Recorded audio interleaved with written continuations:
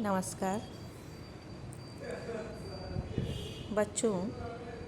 आज हम निबंध चयनिका का जो तीसरा निबंध है, महावीर प्रसाद द्विवेदी का रामायण, उस पर बात करेंगे। महावीर प्रसाद द्विवेदी एक युग प्रवर्तक आचार्य थे। इससे पहले जब हम हिंदी निबंध पर नज़र डालते हैं भारतेंदु युग में, तो हम देखते हैं कि उस समय निबंध जन्मा ही था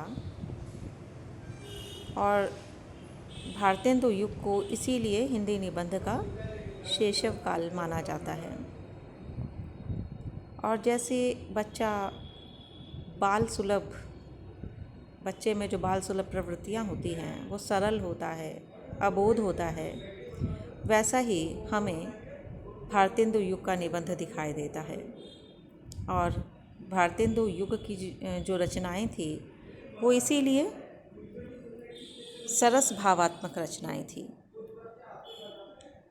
किंतु जैसे हर वस्तु का एक विकास क्रम होता है, उसी तरह से हिंदी निबंध भी अपने विकास की ओर बढ़ा और उसे महावीर प्रसाद द्विवेदी जैसे विराट व्यक्तित्व का वरदहस्त प्राप्त हुआ। सरस्वती पत्रिका के संपादक के रूप में महावीर प्रसाद द्विवेदी ने हिंदी साहित्य में और उसके साथ साथ भाषा में, हिंदी भाषा में बहुत ही क्रांतिकारी परिवर्तन किए, उसे विकास की ओर आगे बढ़ाया।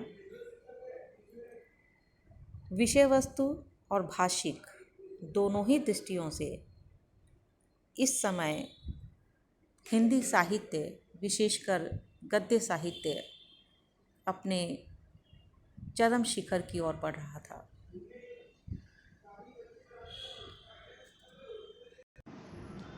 विषय वस्तु के क्षेत्र में महावीर प्रसाद जी का मानना था कि जीवन की कोई भी वस्तु, कोई भी व्यक्ति, कोई भी परिस्थिति, किसी भी क्षेत्र से कोई भी विषय लिया जा सकता है। तो इस तरह से उन्होंने हिंदी निबंध को असीमित विस्तार प्रदान किया। और यदि हम भाषा की बात करें तो पहली बार हिंदी की शुद्धता का जो आग्रह था वो हमें महावीर प्रसाद द्विवेदी जी में दिखाई देता है। द्विवेदी जी ने हिंदी को शुद्धता दी, उसे परिष्कार दिया, परिमार्जन दिया और विकास की ओर आगे बढ़ाया। महावीर प्रसाद द्विवेदी जी के उनके इसी आग्रह से प्रवर्तित है। यदि हम रामायण निबंध की बात करें तो यह निबंध आचार्य द्विवेदी की आलोचनात्मक दृष्टि का बेहतरीन नमूना कही जा सकती है। इस निबंध में आचार्य द्विवेदी ने रामायण महाकाव्य की समीक्षा की है।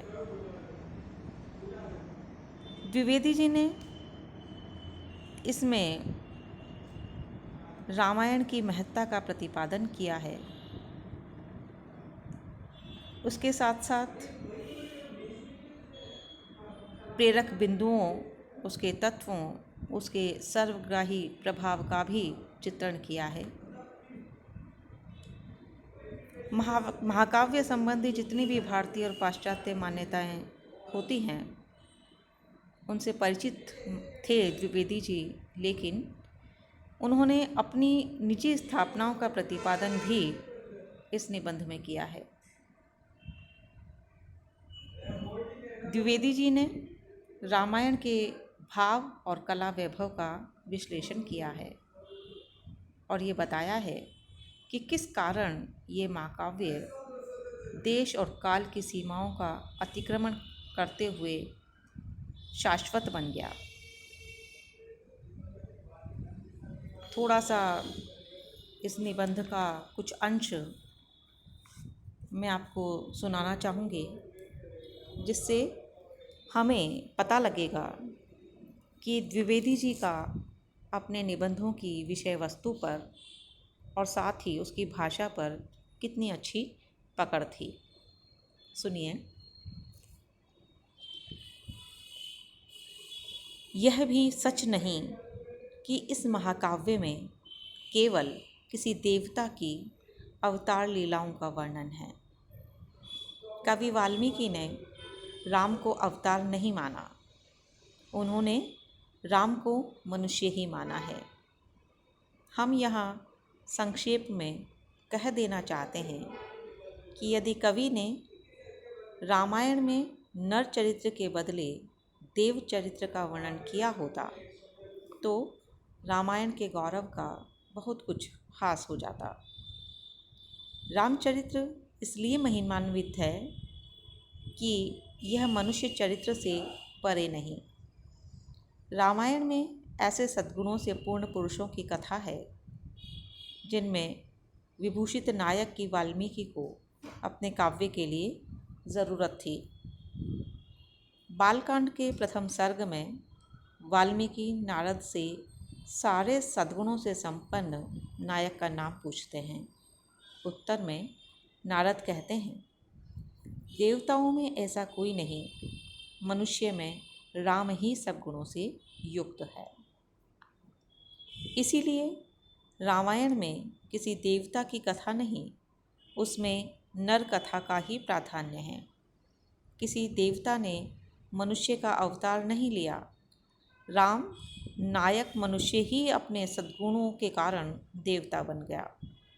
महाकवि ने मनुष्यों के परमादर्श की स्थापना के लिए ही इस महाकाव्य को रचा था। तब से आज पर्यंत भारतवासी बड़े आग्रह के साथ मनुष्य के इस आदर्श चरित्र वर्णन को पढ़ते हैं।